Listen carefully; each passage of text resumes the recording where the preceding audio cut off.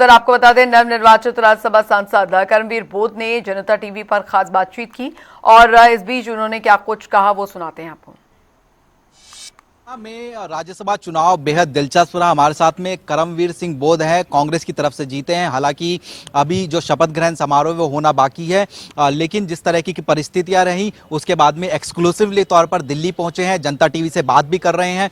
Sir सबसे पहले तो आपको बधाई हो, आप दिल्ली पहुंचे हैं, किस तरीके का पूरा दिन रहा, किन किन नेताओं से मुलाकात हुई, क्या कहना चाहेंगे सर? मैं धन्यवाद करता हूं और साथ के साथ दुनिया को रास्ता दिखाने वाले तथागत बुद्ध बोधिसत्व बाबा साहब और तमाम वो महापुरुष जो समता, समानता, बंधुता और करुणा में सुवास करते हैं, उनको मैं नमन करता हूं। और साथ के साथ जो हमारे जो ना राष्ट्रीय अध्यक्ष हैं आदरणीय मल्लिकार्जुन खड़गे जी, सोनिया गांधी जी, जननायक राहुल गांधी जी, प्रियंका गांधी जी, वेणुगोपाल जी, हमारे आदरणीय जो है राजेंद्र पाल गौतम जी, के राजू जी और जैन जी, उन सभी का भी धन्यवाद करता हूं। और प्रदेश के सभी जो कांग्रेस के लीडर हैं उनका भी मैं धन्यवाद करता हूं, विधायकों का, सभी एमएलएज का और मेरी सारी जनता का, जिन्होंने मुझे प्यार से आज इतने बड़े मुकाम पर भेजा। जो एक गरीब आदमी, एक दलित आदमी और जो है ना एक बहुत ही धरती पर काम करने वाले आदमी को इतने बड़े पद पर दिया है, मैं बहुत ही दिल की गहराइयों से शुक्रिया अदा करता हूँ। चुनौतियां सर बड़ी थी, जिस प्रकार से हमने देखा राज्यसभा चुनाव में जो देखने को मिलता हुआ नजर आया, आपकी तरफ से उन चुनौतियों को पार पाया गया, पूरी टीम जो है देखने को मिलती हुई नजर आई। क्या कहना चाहेंगे जिस प्रकार की चुनौतियां थी और उसके बाद में उन चुनौतियों को जो आपने पार पाया सर?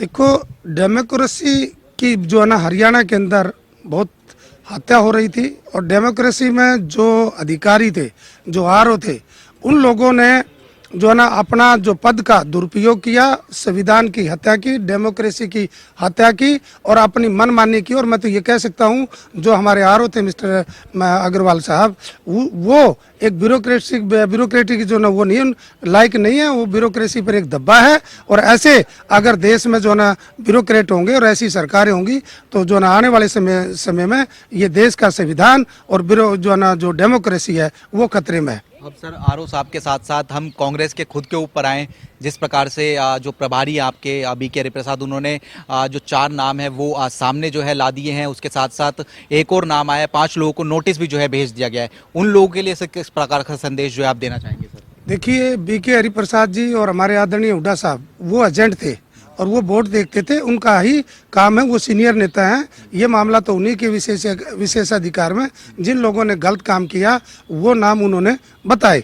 दूसरी ओर तरफ मैं एक बात आपके सामने रखना चाहता हूँ, जनता टीवी के सामने, क्या सरकार को इस प्रकार का अधिकार क्या दिया कि 2 वोट थी हरियाणा में राज्यसभा की, एक वोट जो है ना बीजेपी को जानी थी, एक कांग्रेस को जानी थी। बीजेपी के 48 विधायक थे, कांग्रेस के 37 थे, केवल हमने 31 चाहिए थे। तो तीसरा कैंडिडेट जो धन बल पर जो ना उठाया गया वो असंवैधानिक था। और जो ना वो केवल मनसा क्या थी, पूरा देश जानता भी और जानना भी चाहिए कि केवल एक मकसद था कि हम वोटों को खरीदेंगे। तो वोट का वो बिके ना बिके, क्यों बिके, कांग्रेस के बिके, ये एक बात अलग है। तो खरीदने का अधिकार किसने दिया? पहले ही मनसा आती है तो इस देश की जो IB है, CID है, रा है या विजिलेंस है या इस देश की जुडिशरी है, वो क्या कर रहा है? उसने क्यों नहीं देखा कि जो ये आदमी वोट कहां से लाएगा? तो इसलिए इसका मतलब यह है कि वोट को खरीदने वाला भी दोषी है और उनके ऊपर भी जो है वही कार्रवाई होनी चाहिए। जहां तक हमारे MLAs की बात है, वो हमारा शीर्ष नेतृत्व है, उसके ऊपर जो भी एज पर ला पार्टी के रूल रेगुलेशन है उसके अनुसार कार्रवाई कर रहे हैं। नोटिस उनको भेजा गया, लेकिन बीजेपी कह रही है कि आप लोग अपना घर जो है नहीं संभाल पाए। ये एक बड़ी जो बात है वो बीजेपी आप लोगों के लिए कह रही है सर। अगर हाथ में बंदूक हो, हाथ में गोली हो, हाथ में डंडा हो तो आम आदमी डर जाता है। तो आपने बीजेपी ने आप अपने गिरेबान में झांक के देखिए, आपने डराने का काम किया, आपने लोगों को लालच देने का काम किया, आपने जो है ना ED और CBI का जो ना डर दिखाया। तो आप कहते हो कि जो ना हमें जो ना शिक्षा देने की बात करते हैं। तो इस प्रकार की डेमोक्रेसी में ठीक नहीं है। ये जो चीज आप बहाने बना रहे हो, आने वाले समय में ये देश के हित में नहीं है। अंतिम प्रश्न लूंगा सर उन विधायकों के संदर्भ में जिन्होंने क्रॉस वोटिंग की या इनवैलिड वोटिंग की। वो कह रहे हैं कि हमने इस तरह की जो वोटिंग है वो नहीं की है, हमें कहीं ना कहीं फंसाने का काम जो है किया जा रहा है। हालांकि शो कॉज नोटिस है, वो अपना जवाब देंगे, पार्टी अपनी कार्रवाई करेगी। लेकिन आपका चूंकि मेन चुनाव था, पार्टी आलाकमान की तरफ से आप जो है चुनकर भेजे गए थे, इस तरह की परिस्थिति में इस तरह की जो परिस्थिति है वो बन गई, उसको लेकर क्या कहेंगे सर? देखिए, क्रॉसिंग वोट में तो जिन्होंने जो एजेंट थे, मैं फिर दोबारा कहता हूँ, दो जो हमारे नेता थे वी के हरिप्रसाद जी जो प्रभारी हैं और जो हमारे पूर्व सीएम आदरणीय हुड्डा साहब, उन्होंने वो वोट का देखा, लेकिन जहाँ कैंसिलेशन का मामला उनके बीच में मैं था, उनके बारे में जवाब दे सकता हूँ। उन 5 वोटों का जो क्रॉसिंग हुई है वो जवाब वो दे सकते हैं।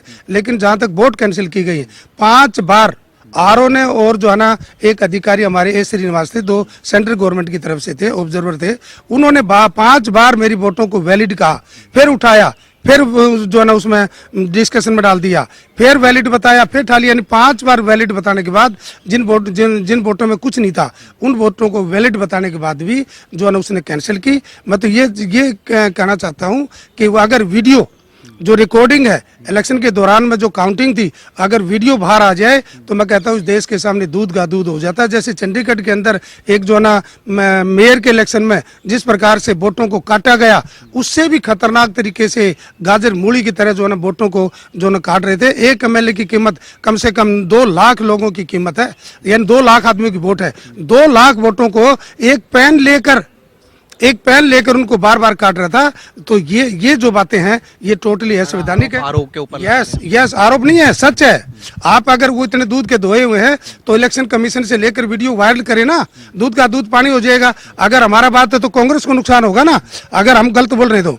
मैं ये कहता हूं कि वो वीडियो दिखाएं जो मैं अंदर चिल्ला रहा था, 20 गिलास मैंने पानी पिया अंदर, और हमारे जो और लोग थे एजेंट थे वो चिल्ला रहे थे, लेकिन वो सुनने वाले नहीं थे। वहाँ कैबिनेट मंत्री बैठा था, कैबिनेट मंत्री हमारे आरोप पर दबाव डाल रहा था, मिस्टर कृष्ण बेदी एक एमएलए था, उनको चिल्ला रहे थे, बार बार चिल्ला कर उनको दबाव डालकर। और जो है ना वो आरोप जो था, मैं कहता हूँ बिल्कुल इन्फ्लुएंस था, वो प्रभाव में था या कोई लालच में था। उसने जो है ना अपने पद का दुरुपयोग किया गया। ऐसे अधिकारियों को जो है ऐसे ना लगाया जाए। और जो बीजेपी के जो कारनामे हैं वो जनता देख रही है किस प्रकार से जो है तानाशाह करके, और बड़ी मुश्किल से मैं आप लोगों के आशीर्वाद से, देश की बाइबरेक्शन की वजह से, मेरे गरीब लोगों की वजह से, और जो है ना मैं आज जो है ना एमपी के पद पर जो है ना आया, ये मैं शुक्रिया अदा करता हूँ कि आने वाले समय में ये प्रजातंत्र जो है ना खतरे में जा रहा है। हरियाणा जैसा मामला उड़ीसा में भी था, वहां पर विधायकों को निलंबित कर दिया गया।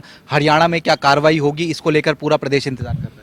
नहीं, ये हमारे जो ना शीर्ष नेतृत्व का कार्रवाई, जैसे आप नोटिस बता रहे हो, क्योंकि वो मेरे विशेषाधिकार में मेरे से कोई बात करने की भी आवश्यकता नहीं है। तो वो क्या कार्रवाई कर रहे हैं वो कार्रवाई कर रहे हैं। अगर किसी ने गलत काम किया है तो उसको जो ना वो तो जवाब तो देना ही पड़ेगा। लेकिन जिसने गलत करवाया उसके ऊपर क्या मेरा प्रश्न चिन्ह ये है, ये किसी ने कहा कि आपके पास धन बल से उनको खरीदने के लिए चले जाओगे, तो ये बात भी मीडिया में आनी चाहिए। केवल उनके ऊपर कार्रवाई की नहीं होनी चाहिए, वो पैसा कहाँ से ले आए, उसको पैसा जो है ना बताते हैं दिया, किसने दिया, तो कैसे दिया, तो वो क्यों नहीं इसके ऊपर जांच हो रही, वो अपना कसूर क्यों नहीं मान रहे कि हमने धन बल से कोई भी खरीदा जा सकता है। आज देश में डर से, ईडी के डर से, बंदूक के डर से, यानी वो लट्ठे के डर से जो है ना वो डर सकता है आदमी। तो वो जो है इन लोगों ने यूज किया और जो है ना वो देश के लिए सही नहीं है। बहुत बहुत शुक्रिया। तो हमारे साथ में करमवीर सिंह बोध जी थे, जनता टीवी से एक्सक्लूसिव बातचीत कर रहे थे और उन्होंने बताया कि किस तरीके की परिस्थितियां उस दौरान जब चुनाव चल रहा था तब रही। कैमरा पर्सन सागर के साथ स्पर्श शर्मा, जनता टीवी, दिल्ली।